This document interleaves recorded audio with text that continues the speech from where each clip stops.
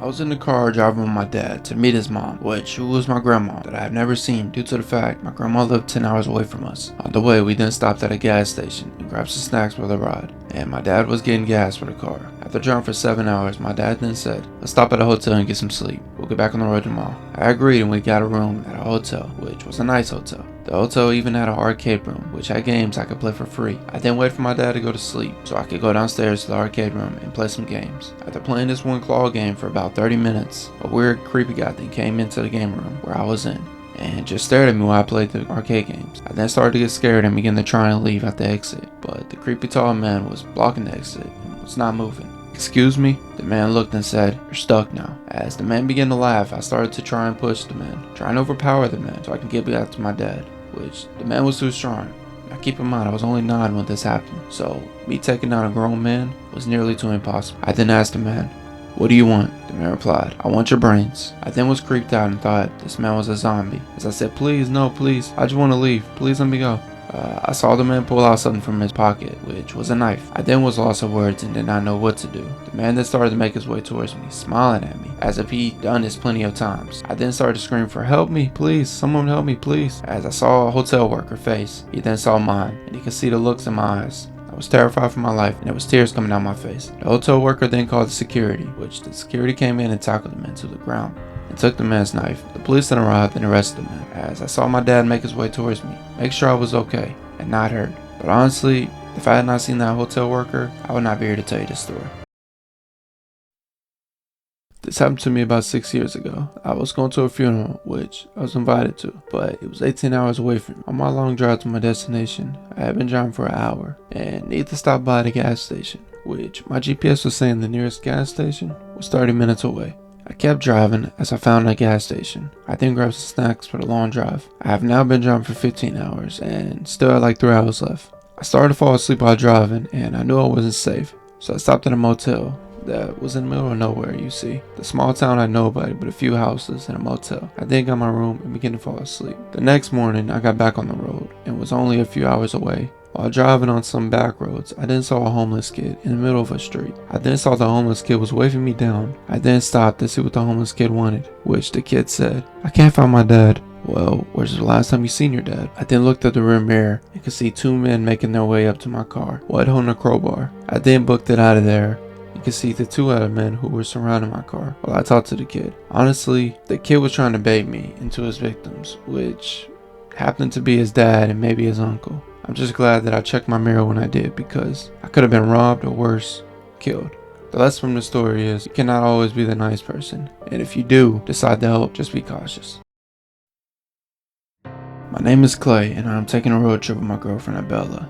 As I did the driving, my girlfriend then booked a place we was going to be staying at, which was a cabin. And I don't mean a backyard, I mean a nice cabin that had nice views and was a vacation spot, even had its own lake. After a few hours of driving, we then stopped to get some gas, which was only 45 minutes away from the destination. As I got snacks and filled my tank, we then started to drive out there. We began to keep following the GPS, which the GPS signal started to hack up, so I then pulled over in the parking lot trying to get better signal. After a while, we then got signal, and we was back on our way to the cabin. We then arrived to the cabin. The cabin was nice. It had its own pool and hot tub. It had its own lake, which my girlfriend and I could see the mountains out of the living room balcony. The view was amazing, and the cabin was a 5-star from the jump. After a couple hours went by, I then started to hear some sounds in the woods nearby. The time was around 8 p.m. and the sounds did not sound like animals. There was some screaming, which was creepy due to the fact it was in the middle of nowhere, despite the fact we had a nice cabin for vacation. I then started thinking maybe I'm crazy and not actually hearing screams, which the screams stopped for a couple of minutes until coming back. I didn't hear gunshots. I then told my girlfriend to call the police because someone could be in danger. After we waited for the police to arrive, I then heard a knock at the door, which was an old man. He had nothing in hand and I was confused on why he was here. But I asked, "Is there anything you need?" "Oh no, I'd just like to introduce myself. My name's George. Sorry for introducing myself so late." After George left, he then saw the police pull in the driveway. We explained to the cops the sounds were over there in the woods. George then said, "Officers, I can show you." As the police officer followed George, I then heard a lot of gunshots, which 2 cops were injured and George was dead. I then saw a detective and come investigate the crime scene, which he was saying he thinks George might have killed himself. Honestly, after all this, we got our refund and went to a different vacation spot, because if we would have let this man in, who knows what he would have done to me or to my girlfriend, Abella. was recently with some friends and we had all graduated from college. We decided we would all go explore our abandoned ghost town, which the ghost town was only a few hours away, and we had nothing planned that day, so after arriving we then approached the ghost town that had abandoned factories and houses that all looked really beat up. We then went to this creepy house we saw down the road, and we all got out the car to explore the ghost town, which after a few hours we then saw a forest that had a house in the distance, which we all went to explore the house.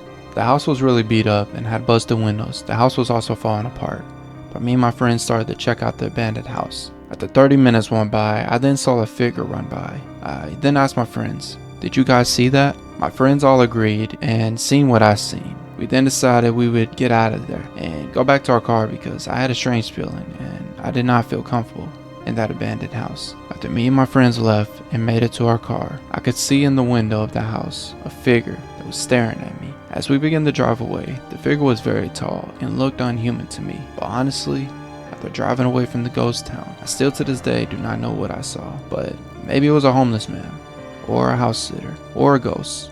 But I know whatever it was not happy that we were in the house. And I'm glad we made it out of there when we did, because that figure staring at me in the window gave me shivers and I was terrified and ready to leave. I have not been back to that ghost town and I do not plan on going back to that ghost town. My name is Alan and I grew up in a small town. And when I say small town, I mean literally small. I mean, we had a gas station, a few houses, maybe 5 houses, and a grocery store. An hour away in the middle of nowhere. I decided I was going to take a road trip to explore the world a little. I then drove past the grocery store we had and began to stop by to get some snacks for the ride, which there was nobody there, maybe 6 people at the most. I then got my stuff and began to keep driving. 3 hours went by, I got lost, and started to drive on the gravel road, which then my car stopped. I thought maybe I hit a rock, and I looked.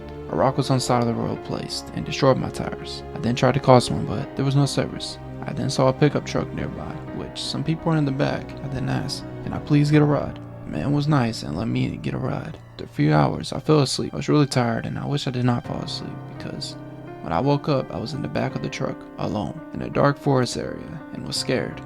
I looked and saw that there was a house nearby. I then went up to the house and tried to use their phone. People let me use their phone, and after calling my parents, they asked if I wanted to come in. I said that would be okay.